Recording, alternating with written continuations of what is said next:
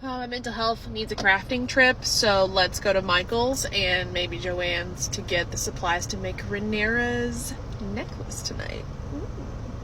So Michael's didn't really cut it. They had some things, but nothing close to Rhaenyra's necklace, but there were dragon pendants, and I had to get, because dragons. And also, these existed.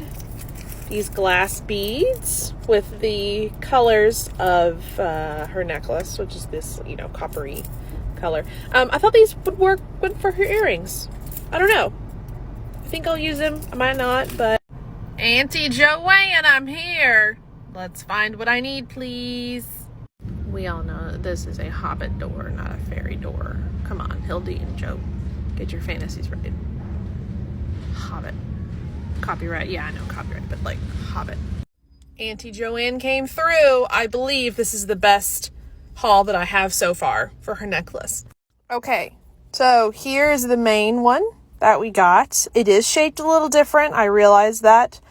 But of what was there, this is the best we can do. All I have to do is chip off these rhinestones, put red ones on. Or actually, the ones around, I might not put anything, but I might just because bougie. And then here's little end caps that can go on the edge. Once again, I can take these off and put different beads or something. Or paint the back of this if I can scrape off that like pearlized look underneath and use those gems. So I feel like these will work. However, here are also the rhinestones that I got to replace the the white rhinestones. Doo-doo-doo. However, I want to make one more trip. I think I have to go to Hobby Lobby. And that is only because I want to see what they have. I really would like this to be as accurate as possible. I am not a Hobby Lobby shopper. I'm pretty sure I will burst into flames when I walk in through the door, just engulf. But for the sake of this project and for the sake of Rhaenyra, we're going to Hobby Lobby. I did not burst into flames, but the amount of Christmas stuff here is abnormal. Hobby Lobby had nothing, so let's go make this necklace.